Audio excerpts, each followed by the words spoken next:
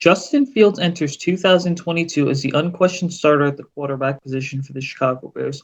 Unlike last offseason, where Fields was forced to work with the second and third string throughout training camp, pissing off a lot of fans, by the way, this offseason, he'll take full command of an offense that's expected to cater to his strengths. Before we get into 2022, we have to take a look at Fields' rookie season.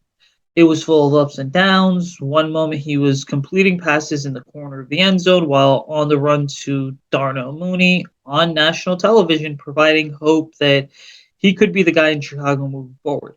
The next minute, as you guessed it, he was on the ground and on his back as a result of poor coaching, an offensive line that never really found its footing, and a mediocre supporting cast around him. But now Fields enters year two with high hopes and expectations, both for himself and from the Bears fan base. It's not necessarily a make or break year for the former Ohio State product, who has a long way to go before he's a true franchise quarterback. But I think few seem to question the physical specimen that Fields really is. Instead, everyone seems to question whether or not he's mentally ready to handle becoming a franchise quarterback.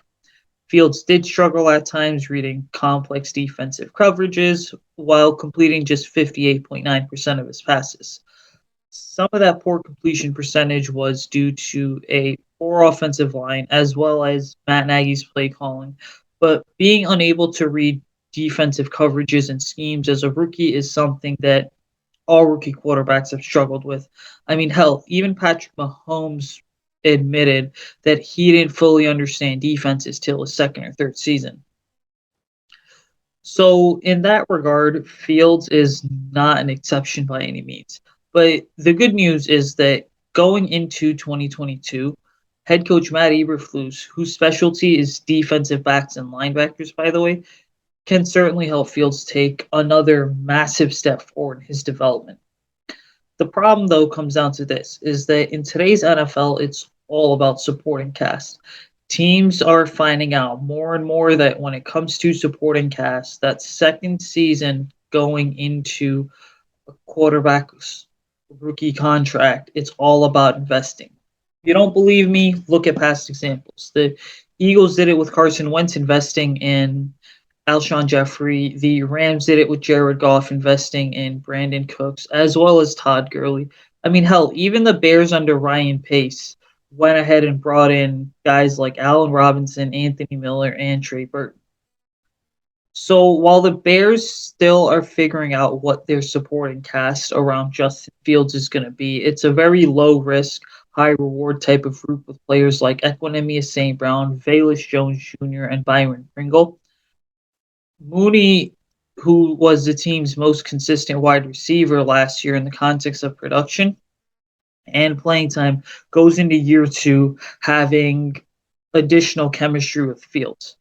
Beyond that, though, it's all about figuring out just what your players' strengths and weaknesses are and how you build the scheme around those specific players. With offensive coordinator Luke Getsy coming in from the Green Bay Packers, he's got direct ties to Matt LaFleur, who surprisingly has direct ties to Kyle Shanahan, who surprisingly has direct ties to Sean McVay. That means Luke Getsy's probably going to be running a West Coast offense that features an outside run zone scheme, which is perfect for David Montgomery and Khalil Herbert, by the way. But that also means it's just more opportunities for Justin to use his legs, get outside the pocket, and make plays, something which was a natural strength of his in 2021. And while the backbone of the Bears offense is once again going to be the running game, Fields can still use his rocket arm combined with his pinpoint accuracy to hurt teams in the passing game. If the way that Darnell Mooney played last season continues into this season, combined with the chemistry that Mooney, Fields, and tight end Cole Kmet have built up, the Bears' passing offense, as a result of Justin's continued development, could take off surprisingly quickly. But earlier, when I mentioned reps, I want to reinforce that. because a major factor that I think is going to allow Justin to break out in 2022 is for the simple fact that for the first time ever in his NFL career, he is without a doubt the unquestioned leader of the Bears offense. And that means that from the very start under Getsy and Eberflus, every single rep that Fields has been taking is going to be under the microscope, but it's all been about him being the starting quarterback. If you remember last offseason, throughout training camp, there were days where he was working with the scout team, the twos and the threes, because the former regime was so committed to going ahead and starting Matt Nagy above and Andy Dalton, I should say, above any other quarterback that was on the roster. But as crazy as it might sound, Fields' mental and physical gifts were on display throughout 2021. Does he have to play faster? Yes.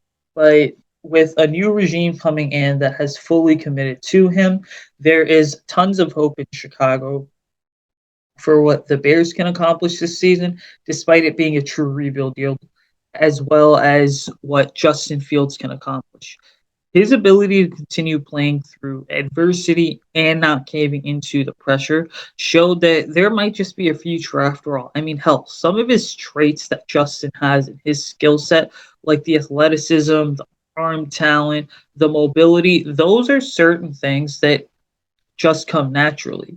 And there are certain things that you just can't teach. And Justin's shown that he's very coachable, very teachable, and that he is a modern day athlete that is going to hurt you in the NFL in every single way that he can. And I haven't even taken a moment out in this video to mention Justin Speed, who he might actually be with the departure of Tariq Cohen, one of the three fastest guys on the team. But now all this leads us to an intriguing question: is what exactly does a true breakout season for Justin Fields look like? Doesn't have to be him winning the NFL MVP award, although let's be honest, that would be pretty freaking sweet because it would solidify his status as the face of the Bears franchise, and even better for all those Vikings and Packers fans on social media. Shut anyone up who is not a Justin Fields believer.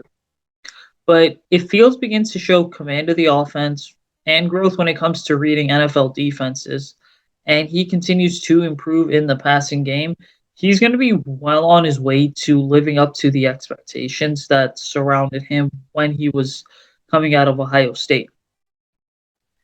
Thanks for watching. Be sure to drop a thumbs up on this video and subscribe to the YouTube channel as well. For more in-depth coverage of the Bears, check out our website where we provide some of the most extensive Chicago Bears coverage around. You can go ahead and get some free analysis, some free articles just to add to your feed. Check out the Bear Report podcast as well as the Picks for Polls podcast. We are ranking out NFL draft analysts and analysis, 365 days a year.